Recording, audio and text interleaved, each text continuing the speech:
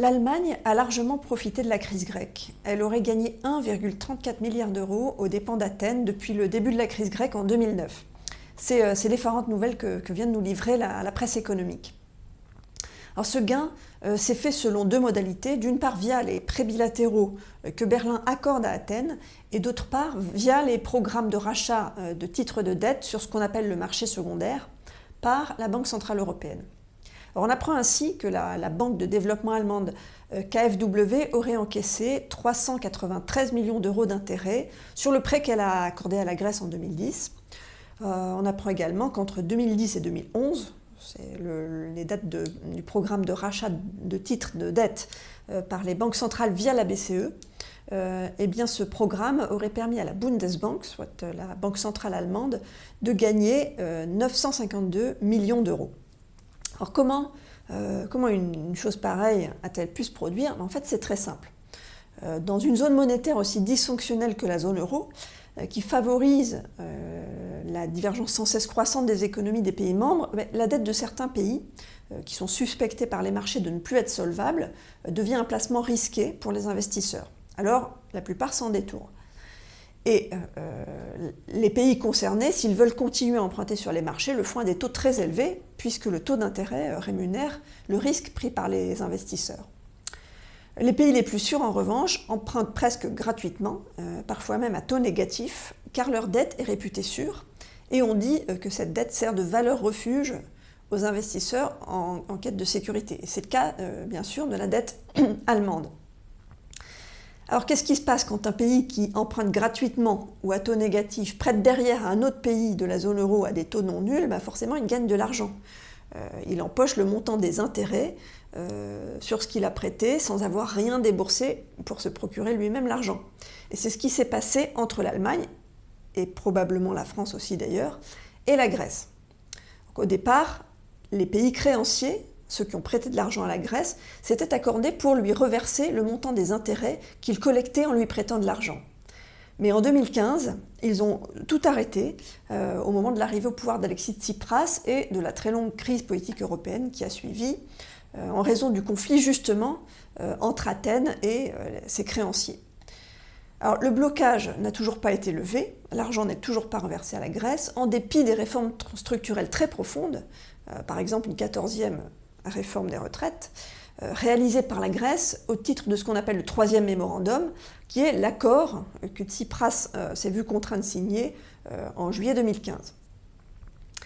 Alors, en contrepartie de sa signature, il était par ailleurs question que la dette grecque soit allégée. 2 ans après, ça n'a toujours pas été le cas, puisque les créanciers européens et le FMI n'arrivent pas à se mettre d'accord. Le FMI veut des coupes claires dans la dette grecque, les Européens, et particulièrement l'Allemagne, les refusent absolument.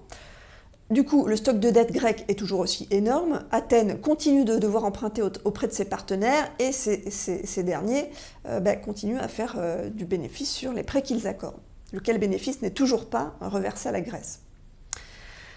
Alors ce type d'aberration, c'est désormais ce à quoi on est confronté en zone euro. L'économie la plus forte de la zone, en l'occurrence l'économie allemande, tire des bénéfices du naufrage de l'économie la plus faible, c'est-à-dire l'économie grecque, tout en continuant à pousser pour sans cesse plus d'austérité et tout en continuant de refuser qu'on annule une partie de la dette grecque. Donc on en est là. Et en réalité, c'est même pire que ça, puisqu'il y a d'autres bénéfices qui sont moins évidents à apercevoir, mais qui sont quand même bien réels, de l'Allemagne, bénéfices de l'Allemagne. Il y a les privatisations qui sont imposées à la Grèce, par ses créanciers, et toujours au nom de ce fameux mémorandum. Athènes doit vendre ses équipements publics, rapidement, donc à prix cassé, et qui achète? Ça peut être la Chine, ça a été le cas par exemple du port du Pirée à Athènes, mais c'est parfois l'Allemagne. Et on peut citer l'exemple en 2015 de la société allemande Fraport, qui a acheté 14 aéroports grecs privatisés, des aéroports desservant des destinations touristiques prisées, comme le Dodécanèse ou Corfou, donc des aéroports rentables. Et Fraport les a acquis à l'époque pour 1,23 milliard d'euros, ce qui est très peu pour 14 aéroports. Et puis au-delà du cas grec, qui est le plus cruel, il y a les gains que l'Allemagne tire de la crise de la zone euro dans son ensemble. Et c'est un institut de recherche économique allemand qui a levé le lièvre le premier, toujours en 2015. L'Institut Leibniz avait publié une étude qui montrait que sur la période 2010-2015, l'Allemagne, non pas cette fois-ci en tant que prêteur, mais en tant qu'emprunteur, du fait de la ruine des économies périphériques, du fait de la dangerosité de leurs dettes, du fait du statut de valeur refuge acquis par la dette allemande, a économisé un total de 100 milliards d'euros sur 2010-2015. 100 milliards d'euros correspondant à des intérêts qu'elle ne paye plus pour s'endetter, puisqu'elle peut emprunter de l'argent désormais gratuitement sur les marchés financiers.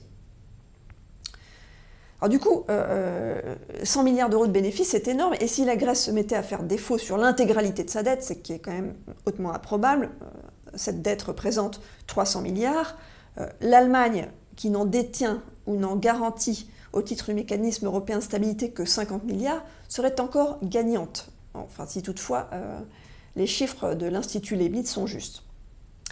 Au final, l'Allemagne a été la grande gagnante, dans un premier temps, de la création du marché unique, dans un second temps, de la création de l'euro, qui est une monnaie très sous-évaluée pour elle, ce qui lui permet d'être surcompétitive et d'engranger des excédents commerciaux invraisemblables. L'excédent courant allemand est désormais l'excédent courant le plus élevé du monde, devant l'excédent chinois.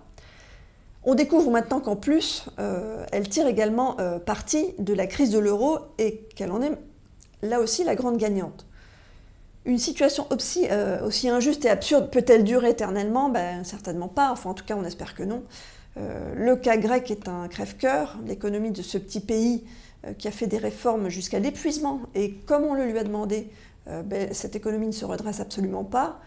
Du coup, aider la Grèce serait un effort louable pour le nouveau président de la République française, puisqu'il veut relancer l'Europe et puisque l'ambition européenne a été mise au cœur de son projet.